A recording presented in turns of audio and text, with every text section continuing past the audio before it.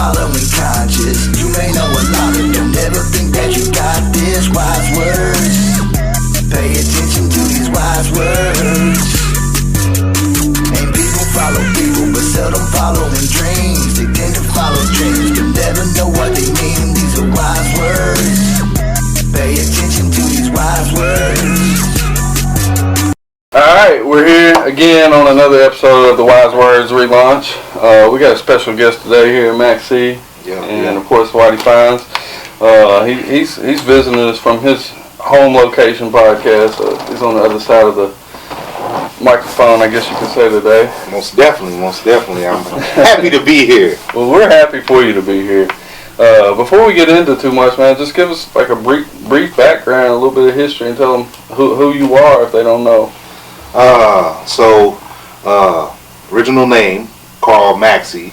I got my name Mack C from jail, of course. It's close to Mack C, but everybody just Mack. So that became my young name. And I'm from Hopkinsville, Hoptown, Kentucky. The east side, shout out to the east side, shout out to whole Hoptown though, but as a child and stuff like that, mother and father had dysfunctional home, different stuff like that. We tried to make it work. I did have mother and father, but they, kind of got caught up with the drugs, the crack era. I grew up in the crack era. 80s. Right? Yeah, I'm an 80s baby. So grew up in the crack era, so that was part of the household. So I jumped off the porch pretty early. Like as a youngster, I can go back to maybe 10 years old or so. But even going back further than that, my dad was in the Air Force when my mom was pregnant with me at a high school. He went to the Air Force in Texas, so I actually grew up. My first 8 years of my life, we was in Texas, from newborn till about 8 years old.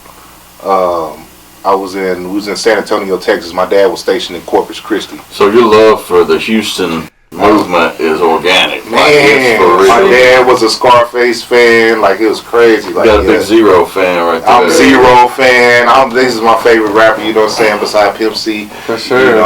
But see, I've always related with you because of that, and now it makes sense, because I was going to actually get into that later on, but now that you brought it up, it really makes sense for me. Yeah. So, where that culture came in.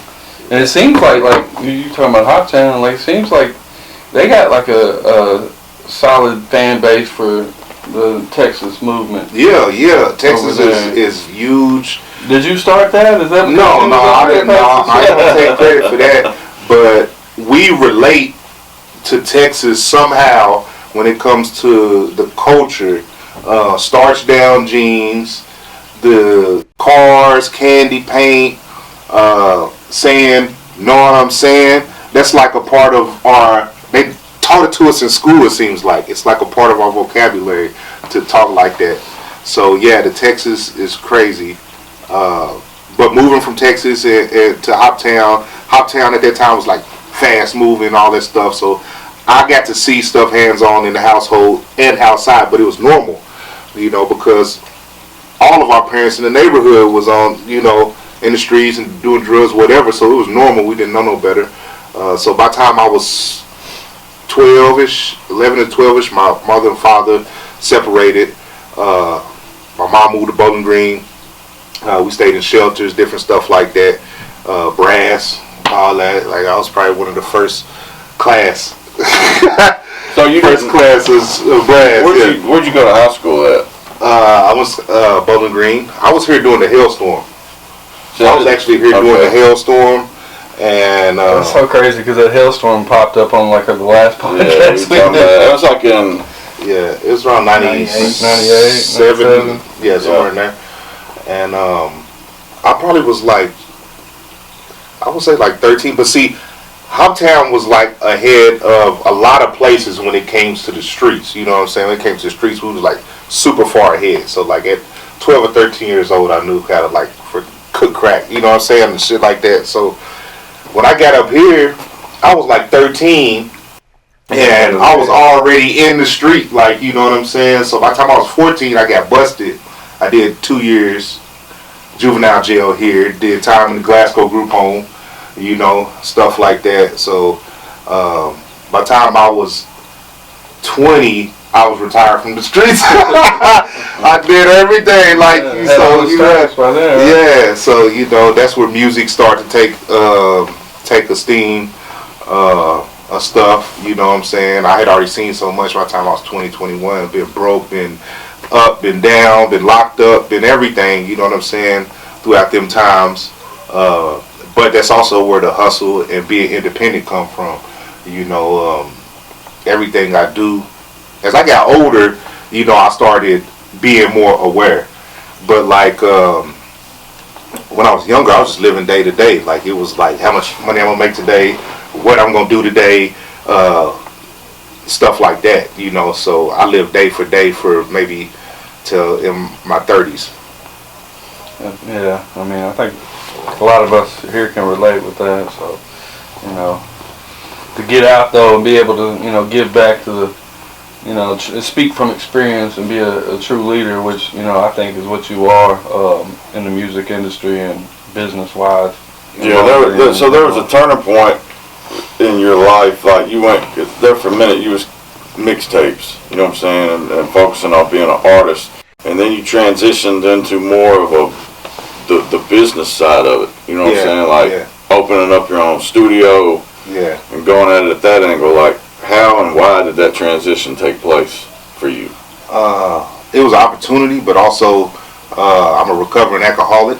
So during my stages of trauma and everything else, I didn't really see myself as an alcoholic, but a lot of and so I guess lived in denial for a long time because I didn't drink every day. I didn't get up in the morning drinking, so I didn't think of myself as an alcoholic. But it seems like every time I had a run-in with the law, or the reasons I wasn't successful at certain things was because of my drinking. You know, so that hindered me from a lot of things, catching DUIs, going back and forth to jail, just so much stuff, bad relationships, the people I was around. It was just like, it all stemmed back to that, you know. And I think my last stint, I had caught like a DUI in 2016 or 17. And I was like, this time I ain't drinking no more. But the only way I could do it if I changed everything. So that means no lying, no gambling, no cheating, no nothing. Like, you know, I had to give up anything. You change the lifestyle. Yeah. People you're around and everything. Yep. Everything I was attached to, I had to really change everything. And that's what I did. And so I had went in for like 30 days. And I had just met, who is my wife now. I had just met her. 30 days later, I got locked up. And she rode with me, like, you know what I'm saying? I only did, like, I bonded out. It wasn't that long. But she didn't know who she had actually. Right.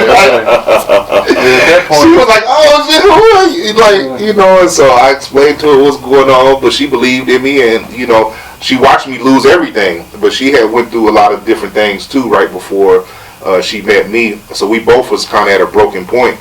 And she stood by my side as stuff started crumbling, as times got hard. I was out on bond for almost like 2 years. During that time,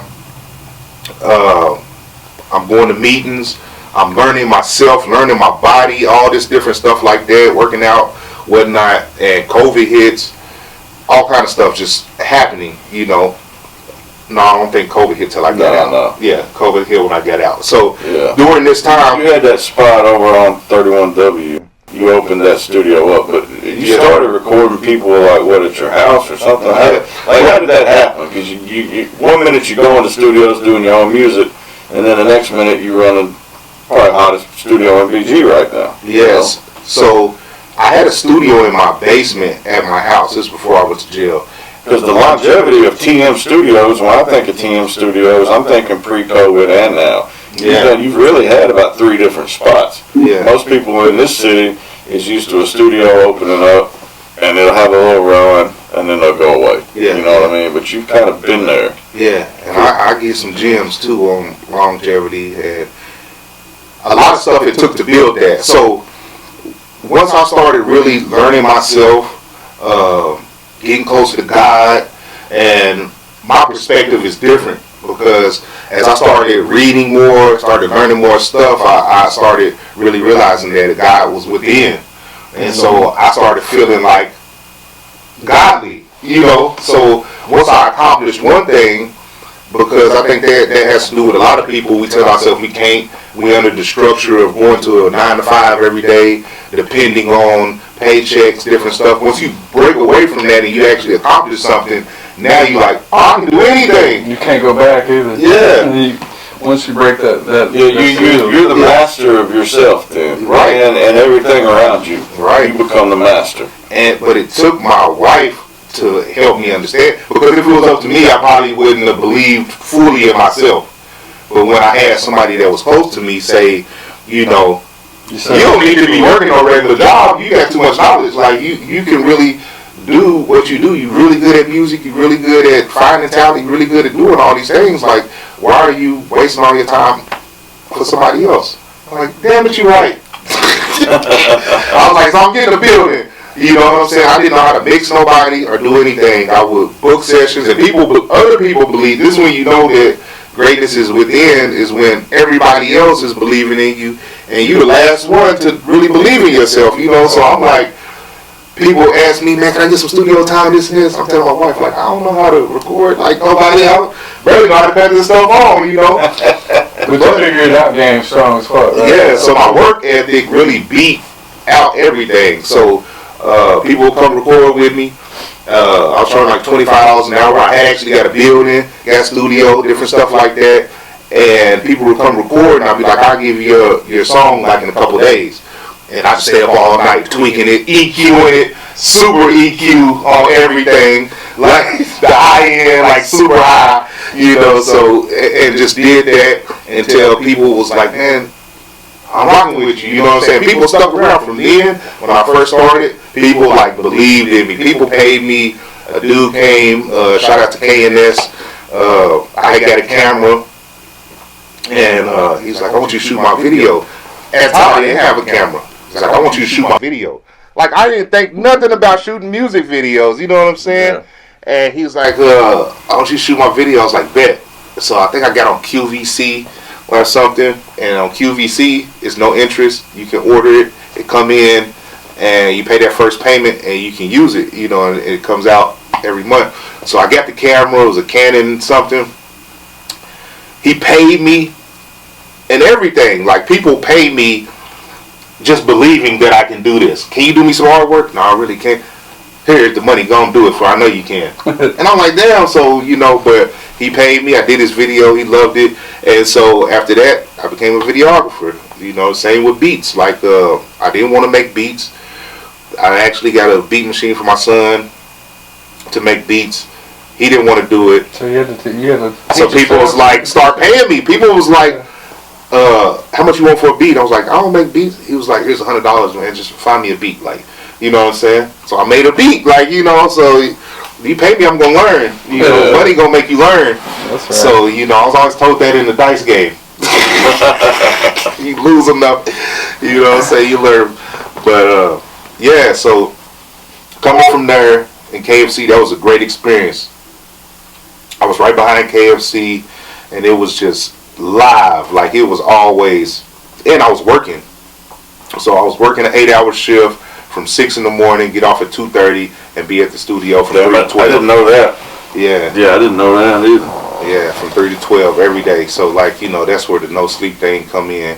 Because on my breaks, I was teaching myself, you know, watching Wavy Wayne mix stuff on YouTube and stuff like that. I really had nobody really come That's where you started flirting with the podcast game out there at KFC. 'Cause I remember every Sunday we would link up there for a minute and do that. Slept on Sundays or whatever. Slept on Sundays with a Guap Freak with JoJo and them. They came through, and it was just like, yeah, it was a start. And that was a start of really creating content. It was just live. It wasn't no editing going on or nothing like that. And it was rolling there for a minute though. I remember we had like 1,000 viewers there for one thousands. Time. It was going crazy. Yeah. Yeah. So yeah, but that doing the studio game is cool. My passion still is, recording, making music, and stuff like that. But I just believe it's a time for everything. I mean, I describe you as like a serial entrepreneur. Yeah. You know what I'm saying? Because you got so many hustles going on. Yeah. And I got mad respect for you. We got these shirts laying here now.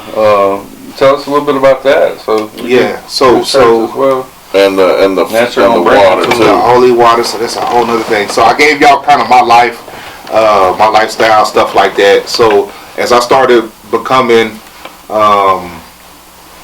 whole with myself and understanding what was going on in the world with foods, with different things like that, and even to go a little further. So TME was Trap Music Entertainment. I started that in 2007, and TME, when I started getting into like going into schools and stuff like that, people was like, "What's TME?" And I was like, "Trap music," and it was like, and I can remember like fucking Yo Gotti changing his stuff, cocaine music and all that stuff, like how much.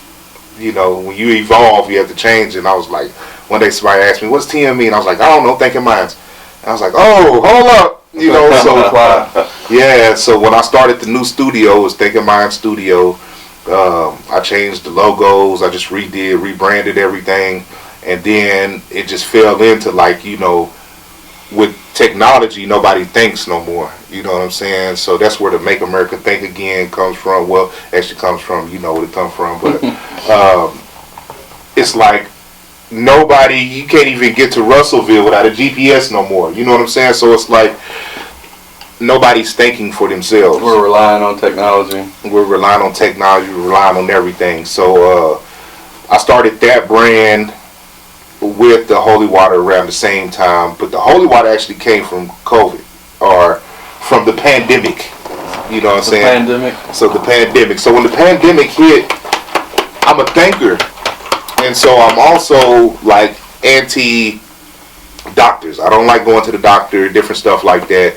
I think it's just a big business, but they do save people. You know what I'm saying?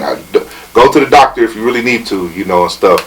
But do your research. So I started looking up what this pandemic was about, what pneumonia was. Like I never even thought about it. When you cough, you just go to the doctor and they say you got pneumonia, and you're like, okay, they give you some medicine. You don't even know what it is. You just like, I got a cough, and stuff. So I got into Dr. CB, got into figuring out what pneumonia is. Like pneumonia is mucus on top of the lungs. COVID is mucus on the bottom of the lungs, stuff like that. But it all has mucus. It all has to do with mucus. So I started looking up what breaks up mucus. So lemons and sea moss, which the acid in lemons break down mucus. Sea moss actually breaks down mucus and has the minerals to replace. So once I mixed it, I'm getting a science lesson today. Yeah. Once I mixed it together, it was like a miracle cocktail. You know what I'm saying? So using alkaline water, different stuff like that. I put it together, and I started using it at the house. Like, I hardly get sick anyways, but like the wife, my son, everybody else, they like immune to getting sick. And just so happened somebody had COVID, and I was like, here, try this, see if it help you out. And like the next day, it was gone. And so I was like, all right, I got something, but I couldn't advertise it because of they don't want you to. Oh no. You know what I'm saying? So Ivermectin, or what I don't know the name of it, but they say now that it was a cure. Yeah, they flagged my video. I done a commercial and everything, just saying that I could help with flu, and they took it down. Y'all see what they came out with today? The Red Cross or whatever. Oh yeah. If you go to donate blood, on the survey they give you now, they ask you if you've had the vaccine. And if you've had the vaccine, they won't take your blood right now. They say call this number or something. We need to holler at you. They've been finding little things. We seen them pull out them alien looking things. But we can go through all kinds of rabbit holes, right? Yeah. So I seen it working, and it's good too. and it does so many. The benefits is like, you want to try it, Spencer? Crazy list. Crazy list of benefits. But So I made it on live. I went live one day. I was just on Facebook Live, and I was making some for the house. And everybody, what are you making? What are you making? What's that? What's that? And I'm like, sea moss lemonade. And everybody was just like, how can I order some? How can I get some? I'll buy some right now. I mean, I had hundreds of comments. So as soon as the live went off, I built a website. Thinking. I built a website, got pre-orders and stuff. And I mean, like, it went the first like shipment of it just went crazy. And then I was like, I see where this is gonna go. And I told my son, I was like, I'm finna show you something. This is how business works. I was like, I'm gonna take $200 and I'm gonna show you how to make 1,000 with it. That was like the original goal. The goal was to help people, of course, but I wanted to show my son that I could take $200 and make 1,000 out of it legally, you know. And so I invested $200. I bought some bottles. We got lemons. Ordered sea moss, got everything. Don't give them the recipe now. No. Even if you get the recipe, you still can't do it like this. Right, you know what I'm saying? Like, so it's stamped, you know. But we surpassed $1,000. Like, that first order went crazy. And what website can they tap into? Holywater.com. Holy, not as in religious holy. Holy as within the earth. With the earth, WHOLEE, holy. We'll run it in there for them so they can see it. Holywater.com. And now it turned into an all natural. It was just holy water lemonade. So I did the sea moss, but then I was like, I need to help people not get sick in the first place. So I did the elderberry, the kiwi elderberry. The elderberry, of course, everybody knows immune booster. So I started making elderberry syrup, stuff like that. I'll call you Dr. Mack C. Yeah. My homeboy, shout out to Hoodie, he called me Mack C. Yeah. So I did the elderberry. The elderberry does good, but it also does good in all kind of other stuff. And so my wife's mother, rest in peace to her, she passed away, but she had real bad intestine. She had to go to the doctor once a month to get her stomach pumped. Like, she had intestine surgeries. It was like real bad. And so she couldn't go to the restroom like she should. So I put her on sea moss, you know. I was like, look, before you go back, you know, I want you to try the sea moss just for a few days and see how it works. She took her first, like, went to the restroom by herself, like, the first time, like, in years. You know what I'm saying? Wow. Off of it. So, like, it works. You know, some people think, like, you drink one, it's going to be good, but this is I got people that drink it like daily. You know what I'm saying? It's a consistent thing to clear out your body, different stuff like that. I don't work out, of course, you know, and stuff like that, but you ain't got time. Yeah, I do flush. I do try to flush every now and then, flush out and stuff, but I also got blueberry spirulina, which spirulina is also like an algae. It grows in the ocean, and it has like just like a teaspoon of it has way more protein than a steak does. Like so, it's like it's good for protein, different stuff like that. So I'm just figuring out like all this different stuff is like it works, but it's like hidden. It's like, to me, it's interesting because it's hidden. It seems like, and then even when you tell people about it, they can't believe it because the doctor has already got into their head of like, you go to the doctor and tell them like, I was on sea moss, and sea moss like, no, don't do that. That's the worst thing ever. You can this and this here, take this per 30 or whatever. You know what I'm saying? Like, it's like you know what I'm saying? I'm like, dude, y'all giving people these pills that has way more side effects than me drinking green tea every day. Or something like that. You know what I'm saying?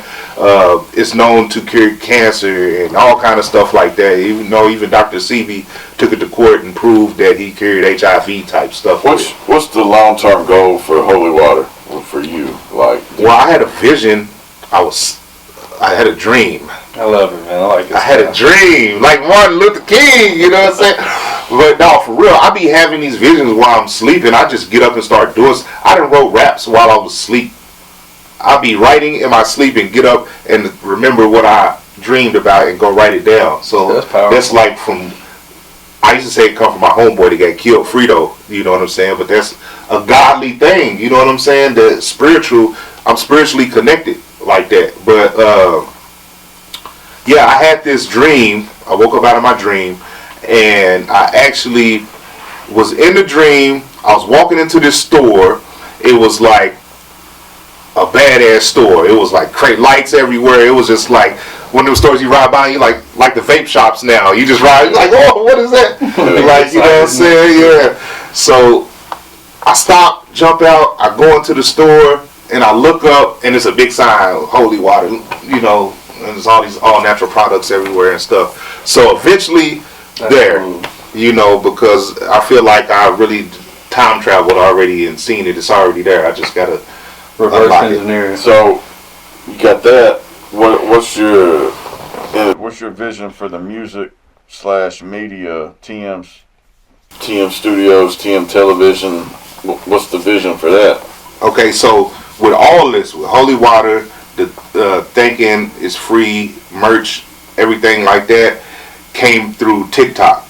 So I actually like went viral a few times on TikTok with the Don't Sleep, Stay Woke show. What is it? What is that? Tell us about that. I'm just kind of breaking down the news. I add a little humor into it. I add a little conspiracy. I add a little thinking into it. I add a little truth to it. So I might watch something just say like fluoride. Fluoride is very dangerous, but it's in toothpaste and water and everything else, you know. So I did a whole thing on there showing proof, you know, of it. And then so people were like, I never knew that. Where can I get non-fluoride toothpaste? Holywater.com. You know what I'm saying? So I have non-fluoride toothpaste, neem toothpaste, stuff like that. So you're really just waking people up, man. And then you got something not only to bring awareness to the problem, but then you got a solution to it, right, as well, man. Right, and so that, you know, just, and then I feel like when I had these shirts on, I walk through Walmart and like old people. It don't matter. Like, it don't matter the color, the gender, whatever. People walk up to me and be like, I love that hat. I love that shirt. Like, people just need to thank my they start telling me stories of my grandson. He just, that's all he do on his iPad and all this and that. So it's like, it really means something. You know, when people see it, it stops to make them think like, damn, we ain't even thinking no more. Mm-hmm. You know what I'm saying? So, the merch just goes along with everything else, and the product does real good. I don't even have to advertise nothing no more. I sell everything through TikTok. That's my main, pretty much, funnel is TikTok. And I ain't even done this year I haven't done no TikTok on Don't Sleep, Stay Woke. It's all from last year. I actually, in 30 days, I did like 10,000 followers. My first 30 days on there, I had first video, the fake KFC nuggets, that did like 500,000.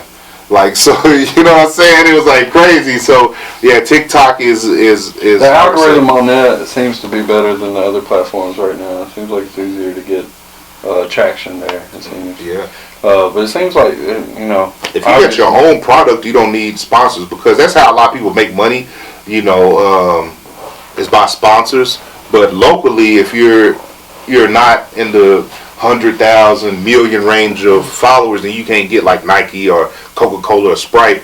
So by me having my own, I really just pay myself I sponsor myself through everything. So with the Holy Water, we was doing like $100 a day off of that. That's like good money.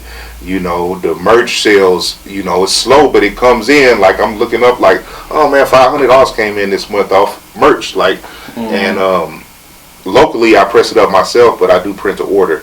I have a print to order site. Like a drop ship? Yeah. And so, you know, there's order on that. While all that's going, like, what's your vision is for TM Studios? Because you know you stay booked up right now. Like, and you can rent there too, right? You can rent space. Yeah, rent space, all that. So you got a full plate. Like, you stay booked up. You're overbooked. Like, well, do you plan on expanding? Do you plan on like? I mean, what's the deal with that? Most definitely going to expand. I'm still loving what I do. I feel like if I get too burnt out and stuff like that, then I'll slow down, up the prices, whatever I got to do. And also, any engineers in the area that, real engineers though, not none of these overnight, I watched a couple of YouTube tutorials and I record my homie or whatever, that want to work, right? Yeah. They can come to you. Well, I got a B room. They can rent that out. I'm not really working with engineers like regular studios and having interns and stuff like that. I just ain't got time to teach. I feel like, and this is nothing against that, because I know that's the traditional way, is to have a studio, get interns, teach them how to be engineers, this and that. And it might be even a qualification in school to go work at a studio and stuff like that. But in my studio, for me to elevate, if I have people to come in and work with me, they got to be better than me. I don't want to be at the top. That's how you build super teams. You know what I'm saying, and stuff like that. You won't see nugget right there. You won't see LeBron playing. Well, you will see LeBron playing with rookies, but it's like if you put a bunch of rookies on the team and you still LeBron James, you still can't win a championship. So a lot of times. I might even catch slack about that, but it is what it is. Like, I need people better than me. They're never supposed to be the smartest in the room. So when I'm working, I'm not where I want to be at yet. So like, I ain't got time as I'm hitting these milestones. I ain't got time right now to be like, let me stop and teach everybody else what I know in the middle. You know what I'm saying? I'm at the middle. If I reach the top, now I can stop and start putting people in position to do what they got to do. But I do have a B room, and I am finna do online courses and stuff like that you can purchase, just basic engineering tips, things like that, if you like my style and stuff like that. So that's coming real soon in the next month or so, of the courses where you'll be able to buy them, get a basic mix, be able to send your music to get it mixed and mastered, because we're living in the technology era to where people are using BandLab, GarageBand, the mixing, AI mixing on mastering and stuff like that. So, what DAWs do you provide at your studio for the people listening? So, like, if they come book with you, they want to run the window. You got the window. If they want to run Logic, you run Logic, Pro Tools. I know you got Pro Tools. I'm Pro Tools all the way. Pro Tools all the way. I got Logic. I make beats on Logic, but pretty much if you come to the studio, you got to know Pro Tools. It's just one of them things, a preference. I don't think one is better than the other, but I do think that what I do, I'm a different person. When I first got here, everybody used Logic, so I said I'm going to use Pro Tools. Everybody was shooting with Canons. I got a Panasonic. You know what I'm saying? So it's like well, yeah, they just got a different look, especially with the camera, but it might just be that little bit of a difference that sets you apart. I'm the same way. Back then, though, Pro Tools was the industry default standard. Yeah. You know what I'm saying? Like, I think Logic just caught on. Like, I've been on Logic since 2008, though. You know. I think psychologically, Pro Tools still is, like, for artists, because artists ain't engineers. So, like, for an engineer, now people are recording in Fruity Loops. Fruity Loops is making a gain of people recording in that. But it comes down to, like, if I'm a rapper and I've been watching whoever in the studio, Future in the studio, and I know he's using Pro Tools, I want Pro Tools too. So when they come into the studio psychologically, if it ain't Pro Tools, it ain't that. Yeah. So if you tell them, I'm using Reaper, and they like, I'm still on a low grade studio. That's what they thinking, even though that could put out better quality probably than Pro Tools. Right. It's just that perspective on the brand. Yeah. You know what I'm saying? Just like Nike or whatnot. You know what I'm saying? Well, how have you maintained your relevancy, like your longevity? Because running a studio in a small town like BG, there's rappers here, but let's not get it twisted. It's not an Atlanta or even a Nashville or even a Louisville. You know what I'm saying? So how do you put food on the table? I think running a studio without becoming burnt out too, though. Yeah. I think I did so much in the rap locally. My energy and networking, like, I traveled all throughout Kentucky rapping. You know what I'm saying? So I actually rap. So I kind of see myself as a threat also. You know what I'm saying? So it's like, Mack C gone. Yeah, he's gone finally. Cause I'm a workaholic, so even with music, I could put out way more music than the average, you know.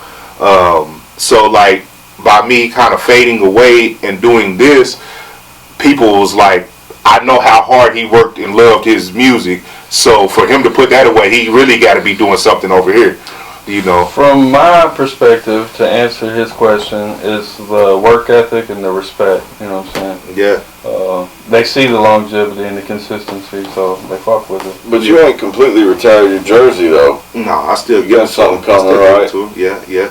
But even like going back to this, shout out to BG, but I only record maybe 10% of Bowling Green. You know what I'm saying? So how many studios is in Bowling Green right now? I don't even know. It's about 3, 4 Really? actual that I know of, but 90% of my artists come from out of town. There's a lot of stuff going on in places, Nashville, Louisville, where artists just can't record in the same place. Yeah, So they right have in to. the middle. Yeah, so they come to Bowling Green at night. I'm a discreet studio too, and this is a gym for a lot of engineers. I have privacy policies, and I think that has to do with I've seen studios fail by the engineer wanting to be like the artist or be seen, like, you know what I'm saying, and not making the artist there feel like he's the artist, you know. And so you know, going live while you in the studio, all that type of stuff. Yeah, I got such and such with me. I have celebrities come to Bowling Green, you know what I'm saying, record with me, and I don't even take pictures with them, you know, and stuff like that. They don't want nobody to know. But that's professional. Yeah, and so, you know, it's like my discreetness, I think, has made me last long, and also having street knowledge, knowing that they want to feel protected while they're here. It's 2 doors to get in each end of the studio. You know what I'm saying? Different stuff like that. Like, I'm armed there, you know what I'm saying? I have cameras everywhere. So when an artist comes there, they can, you know, smoke, they can drink and feel comfortable without thinking like, man, you got a back door over here, and you know, you ain't got no lights out front. Like, a lot of people ride past my studio don't even know it's a studio there. Right. You know what I'm saying? So the discreetness is that's exactly the where key. it is. I'm kidding. Yeah. It's a map on the website, tmstudios.com. But but a lot of people, you know, don't know that how booked I actually am. Yeah. You know what I'm saying? Because I don't show it. It's crazy to me. I know you stay booked. Yeah. Well, speaking of, man, I see your posts and whatnot, and you know, you be pulling all-nighters all the time. Yeah. So, when do you sleep, man? How much sleep do you normally get? I actually don't call it sleep anymore. You know what I'm saying? I just get a little rest here and there. But he's up with the tweakers, that's for sure. Yeah, but I had a financial mentor. I learned finances. This even goes back to the studio, because a lot of my studio stuff I hit with Bitcoin when Bitcoin was like going crazy. I got into financial stuff, learned credit while I was locked up, taught it to my wife, all that stuff. And my financial mentor, he was like, you know what? He was like, the healthier you can get, the more sober you can get, and different stuff like that, the less sleep you need. So if you can stay up for 20 hours a day other than 16 hours, you got an advantage on everybody else. You know what I'm saying? So I'm not telling people to not sleep, but for me it works because I kind of know my strategy of how I'm doing things. I can fall asleep just like this. I can go home. Well, you got a mission. This is also a sign of being healthy. You're pretty good health if you can fall right to sleep. Yeah, and that's mental and physical, right? Yeah, it's way more mentally, because a lot of people can't do it. I can go home and kiss the wife, tell her I'm finna lay down for 15 minutes.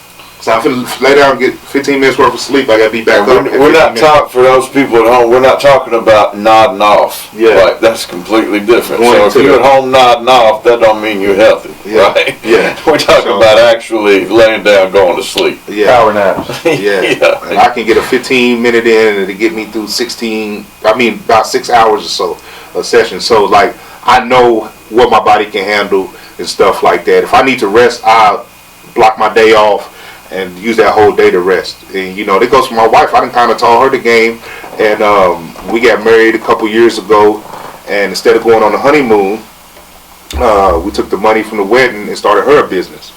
And now she's full-time at her business. She had been on her job for 12 years. And that's Elegant Desires. Elegant Desires, Yeah. event rentals.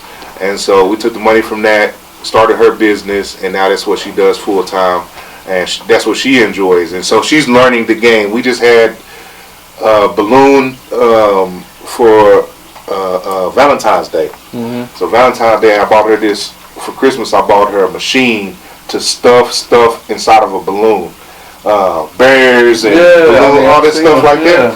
And people came out of everywhere, and she stayed up for like 2 days straight making balloons. And she was like, I can't believe, like, people just, because the first day she made some and we posted them, and we was like, we could be over the studio. Nobody came, and she was like, man, this ain't gonna work. This ain't gonna work. And man, next thing you know, bam, we couldn't keep them. So like, thing about it is too, like, I believe in her. See, that's why I initially wanted her. She was supposed to be on here with you. We got to get her on here at a later date. But, I mean, I do think of y'all as a power couple. And I know she's made an impact with you, you know, because I knew you before you were married, before you ever met her. And I knew you after. And I've been able to watch the transition, you know what I'm saying? So, I got mad respect for, you know, y'all's marriage. I think that's, you know, y'all should really be an example for people out here. And that's the key too. I think that's one of my keys, because I couldn't have did this without her, and vice versa. You know, because it comes to a point to where, yeah, love and everything is powerful, but when you got somebody that you love say, I believe in you, and willing to invest, like she done came in on my birthday and bought me Mac computers, you know what I'm saying, and stuff like that, and vice versa. You know, I'm like, look, you know, when she was going through it with her job and stuff like that, she wasn't getting treated fairly, and I was like, man, fuck them, you know what I'm saying? You ain't got to go back there. Well, what we gonna do this and, you know, type of stuff, man.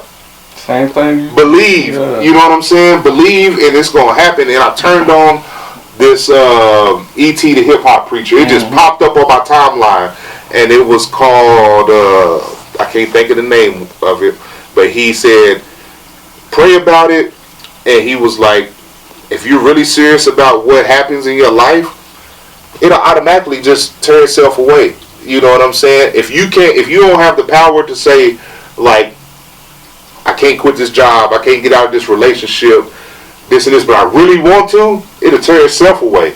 You know, so, and that's kind of what happened with her. And like I said, her business been doing great. Like, I'm proud of her.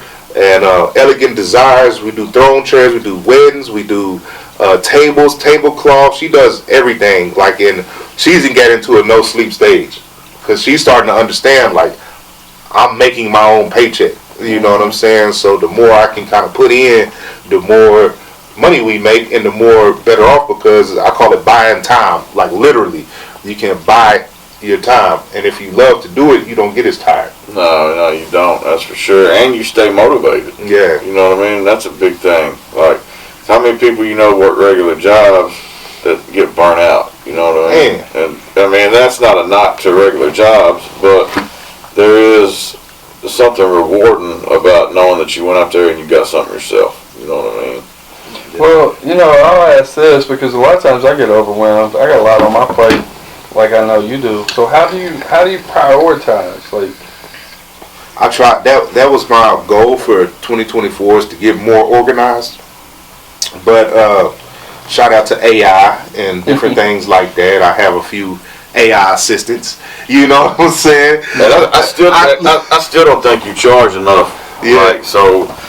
Look, I commented on one of your posts. He said, I can't think. How long you gonna live? How long you gonna live? I saw that today. Yeah.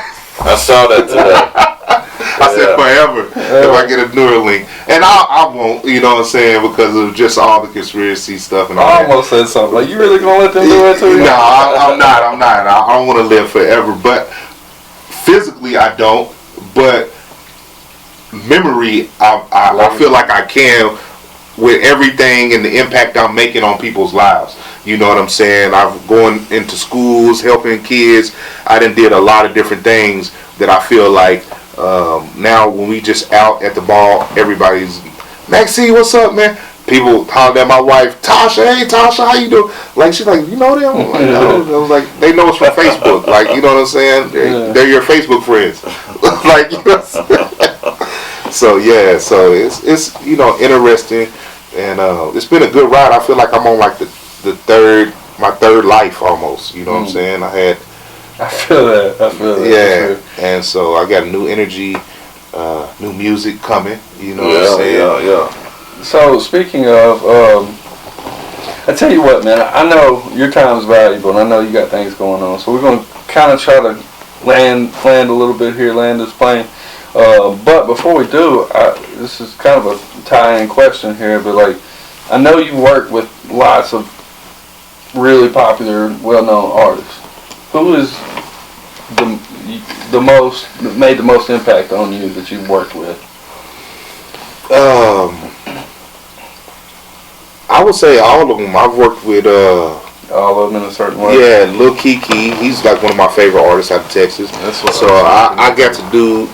I sent him a track, and I thought it was like I didn't know at the time, and I sent him the track, and he told me he could do it. He was like, just send me kind of whatever, and I just sent him whatever, and he did it, and I was like, damn, like that's cool. So he did it, but so you just cold reached out to him? Yeah, that's love. And so Lil Flip was the same way, but Lil Flip was different because I reached out to him, did a song with him, and I sat on the song, and then my brother Hoodie. He's like, man, you know, I rock with Flip, man. He this and this. He was like, let me get the contact. He got the contact, hooked up with Flip, and him and Flip became like real good friends. You know what I'm saying? He ended up doing a song video with him. Song did crazy, and I held my song back. You know what I'm saying? So he can go on and shine and get his thing going. Shout out Hoodie too. Man, shout out to Hoodie. Man. You know what I'm saying? Boss moves, and you know what I'm saying? The success of his song still goes up, and the friendship. So. You know, that's probably made the biggest impact because now, since he made that friendship, now we're plugged in with whatever he got going on, exotic pop, whatever, you know what I'm saying? So, Ransom. Yeah, he's Flip's been to Nashville several times the past year, right? I mean, he does a lot of work up there. But Ransom, he's probably one of my favorite artists. He's a New Jersey artist. Bars is crazy, you know what I'm saying? He was with Stack Bundles and them back in the day. I think it was called the Wrecking Squad or something. He's the one that smacked Joe Budden. Okay. You know what I'm saying? He wrote for Nicki Minaj. Like, what Joe Budden do?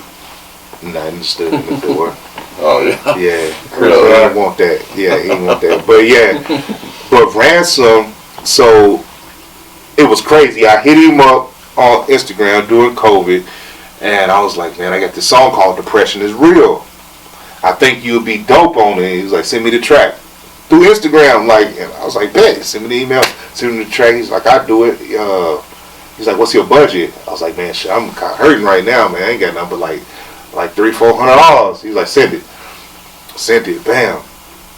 And so I'm thinking like, man, he done ripped me off. Like, you know what I'm saying? Like, that was too easy. And maybe like 2 weeks go by.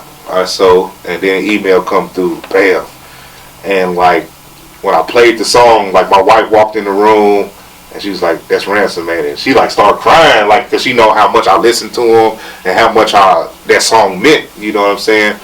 And so I couldn't even really believe. I was like, Ransom, and he's and like I said, you know, to me, I'm like one of the greatest when it comes to rapping, you know what I'm saying? But to get on the track as a lyricist with another high lyricist, like he's way up on the scale to me when it comes, like he's like probably top 3 in my lyricist book of lyrics. And I was on there with him. Yeah. Like we, you know what I'm saying? So yeah, so it was like, that kind of solidified me as like. How many verses did you write for that song? Or did you just I already had my verse on there. Like, that's one thing you don't do as an artist is have your verse already on the song so another artist can hear you and kill you out on it.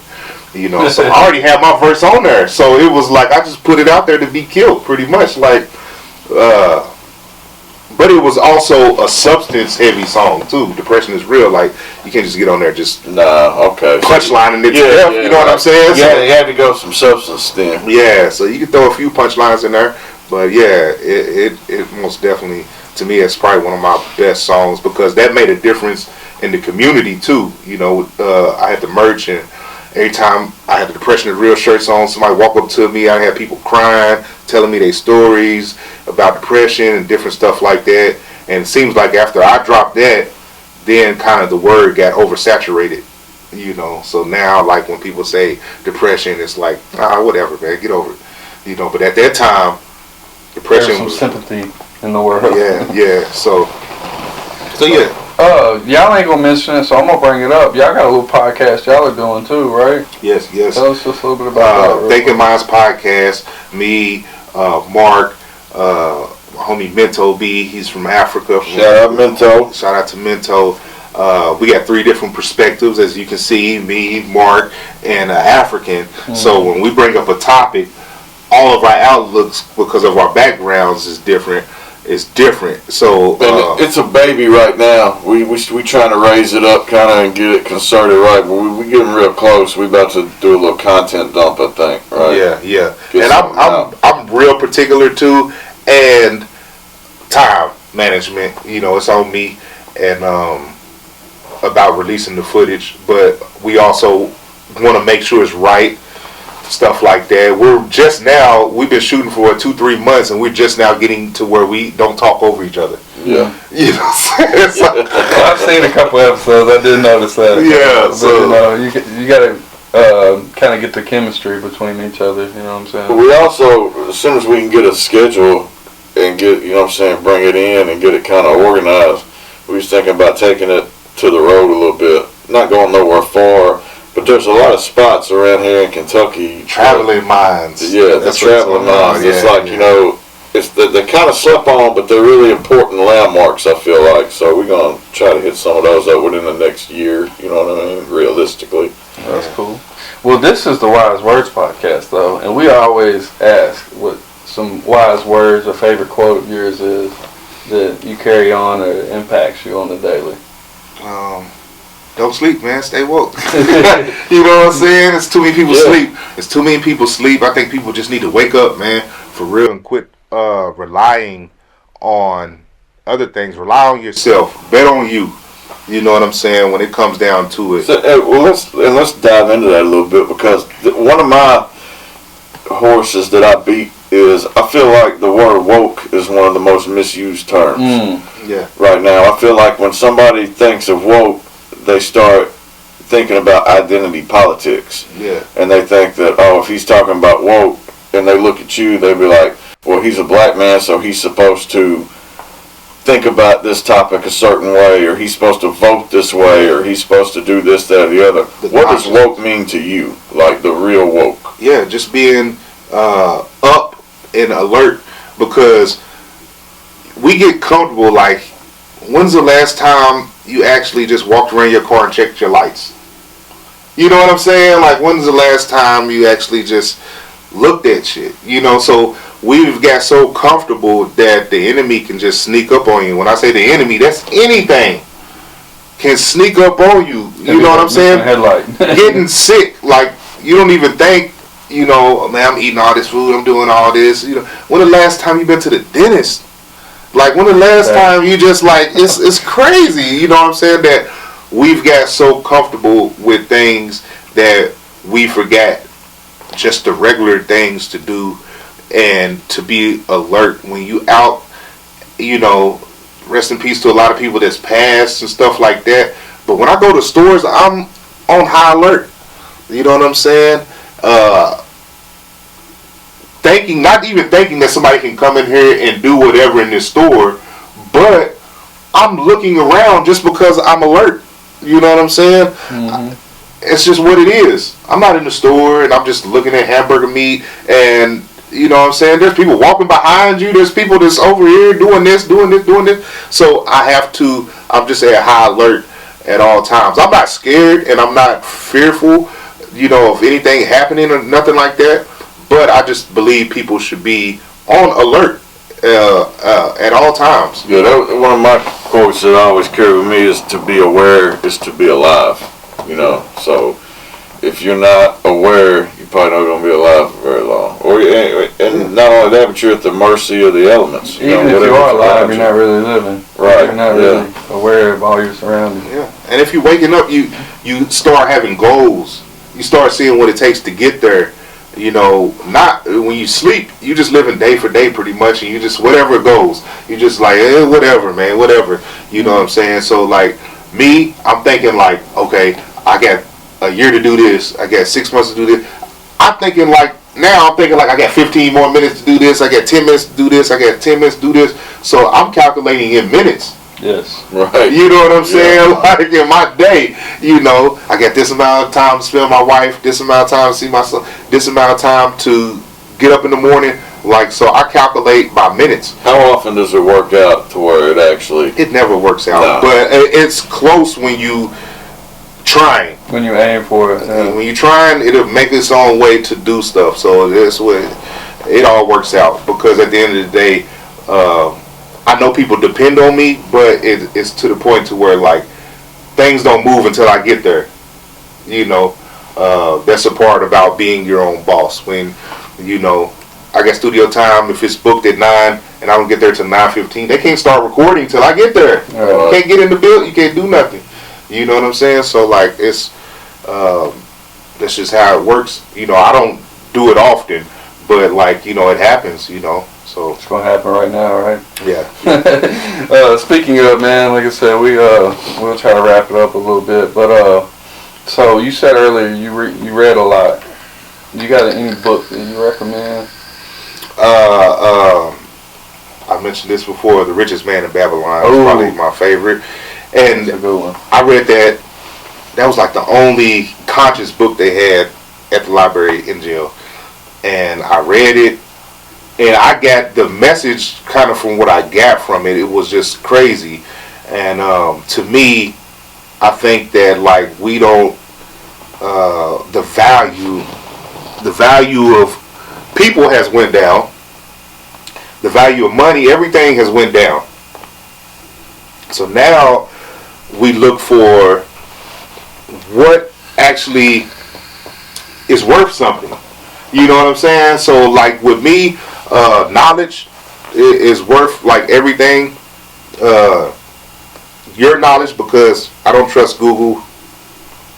I don't trust a lot of things. Even books now are rewritten and different things like that. So I feel like all the information is already in you. You just got to download it. You use your own perspective. I read this book and then I watch this YouTube video. Then I hear Mark talk about it. I hear you talk about it, and then I take everything out of that and make my own truth with it. I love it. You know. So. Man, that's some jams. Yeah. Man, I appreciate you coming through and sharing all these wise words with everybody, man. Hopefully, you know, everybody's able to take something from it in their own perspective. I guess, man, we do this rapid fire section too, so we're gonna kind of drill off some questions, man. And just first thing comes to mind, you know, tell us what you think. I'm gonna start out with, are you an Apple or Android person? Apple. You got one microphone to cut vocals with for the rest of your life. Which one is it? Newman U87. Morning or night? Night. You got one plug-in to use on vocals for the rest of your life. What are you using? Oh man. That was the first one was a softball question, but one plug-in. That's all I could use. Yeah, I'm not gonna. You ain't gonna give your signal chain out. Yeah, you know no. So just. I'm probably gonna say it'd probably have to be like the SSL channel. The SSL channel, because it has a little bit of everything. Got the EQ, got the dynamics, got all that stuff, DSR, all that on it. So U87 run through the SSL channel. Yeah, I'll take that. Yeah. All right, what you got? Favorite era of music? Like time frame wise? I would say 90s is probably my favorite. 90s Texas era during the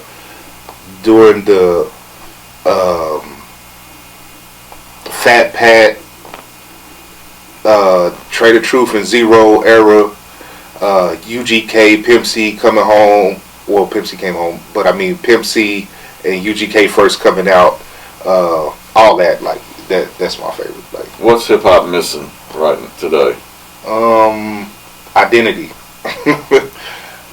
Pizza topping.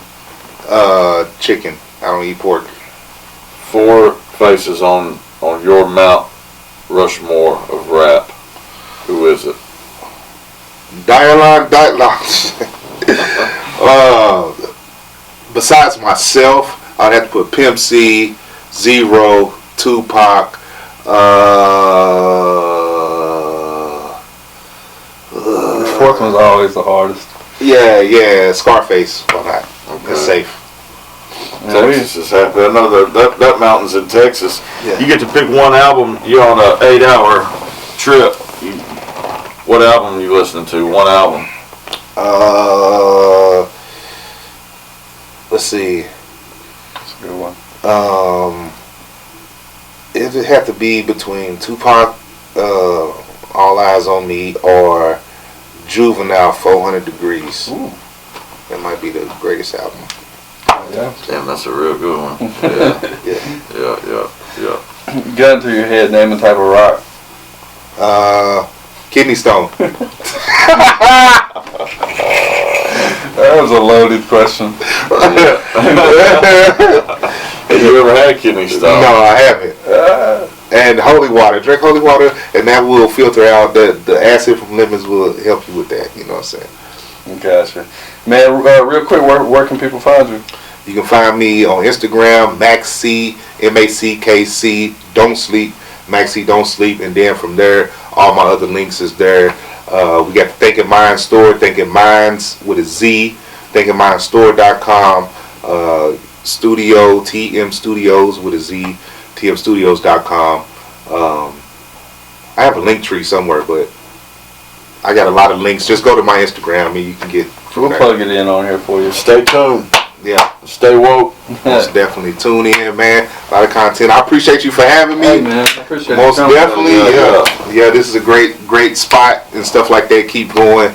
You know what I'm saying? And I think it's going to turn out something big, you know. We'll get you back on around 2 or 3 or something. Most definitely. All right.